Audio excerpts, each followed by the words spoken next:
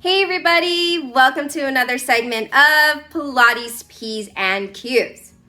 I hope that some of you tried some of that foot core work that we did last week, because this week we're going to do the same thing, look at our control and mobility of our foot core through the second half, or the harder half, of the toe controlled articular rotations, or toe cars.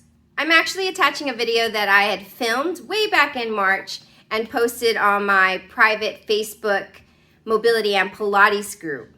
But it has a lot of helpful tips, cues, and a couple different approaches to maybe help you with this harder second half. Real quick, before we get started, if you're interested in diving more into this idea of the foot core, there's an awesome research article that pulls together some really cool research about the importance of the foot intrinsic and how that plays such an important role in the health and stability of the foot. I actually wrote an article just summarizing the ideas in the article, as well as integrating how that plays a role in movement, in Pilates, and how these exercises can really improve the foot core health, mobility, strength, and control. And if you're interested in diving more into some mobility work to open up more capacities and to just move and feel better, my Kinstretch with Kim online course is enrolling now.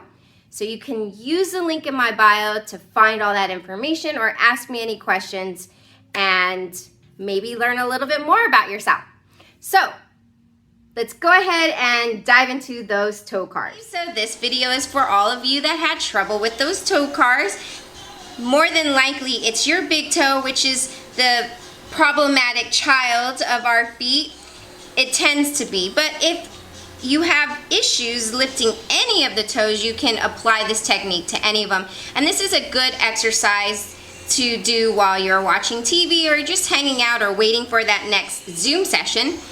And so what we're going to do is you're going to try to lift your big toe as high as you can. And maybe you don't lift it, you're trying and maybe that's all you get. So what you could do is lift the big toe with your fingers as an assistant, trying to max out that range as far as you can.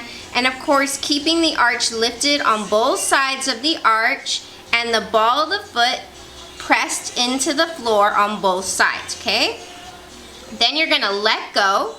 And you're going to try to hold that for 10 seconds. It's basically a passive range hold. So you're passively bringing the toe into the flexion that it should be doing.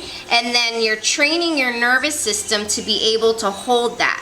So by training the nervous system at the end, the next step would be to try to accomplish it's getting up into that position. So you start with those and you hold that about 10 seconds.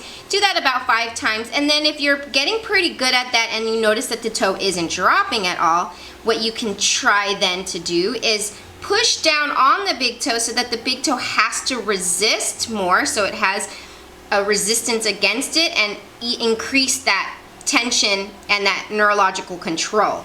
And then if it fell down, if it starts to fail like that, that's okay. You're still doing a good training for the nervous system and developing that control. So you let go, doing that pretty good. So you start pushing on the big toe, trying to resist. It's okay if it fails. And then when you get pretty good at that, then you can start to try to add back, and then you can start trying to add lifting the big toe up and down. And the same thing with the little toes. You can apply this technique to keeping the big toe down and lifting the little toes up. Now careful with this one. There's a tendency to roll the foot like this. I'll show you from this angle. We don't want to roll the foot, okay? You want to keep the ball of the foot on both sides down, okay? And so keeping the big toe down, lifting the little toes up, you can use the same technique. Pulling the toes up. You could even use the other hand and press the big toe down, encourage that position on both ends, and then let go and see if you can hold. And actually this is harder for me. So holding that position, then hold it for 10 seconds and then readjust. Get the toes up into their designated position and then holding for 10 seconds. trying to make sure the ball of the foot is down on both sides, and do that about 5 times. And then the same thing, if you get pretty good at that, then you can try to press on the little toes. That's pretty hard. You're gonna really feel it actually on the toe that's staying down. All right, and you could do that a few times, and then if you get pretty good at those, like this, waving the toes in that nice control position without affecting the arch in the foot. So good luck, and wave your toes at me. I hope that you found that video helpful. Next time you're about to do some standing work, get into your movement practice, find yourself sitting on the floor or maybe on your apparatus, try to get these exercises in and let me know how it goes. It's also fun to give these to some friend and family members and see how well they move their toes too. Thanks for joining and see you next time.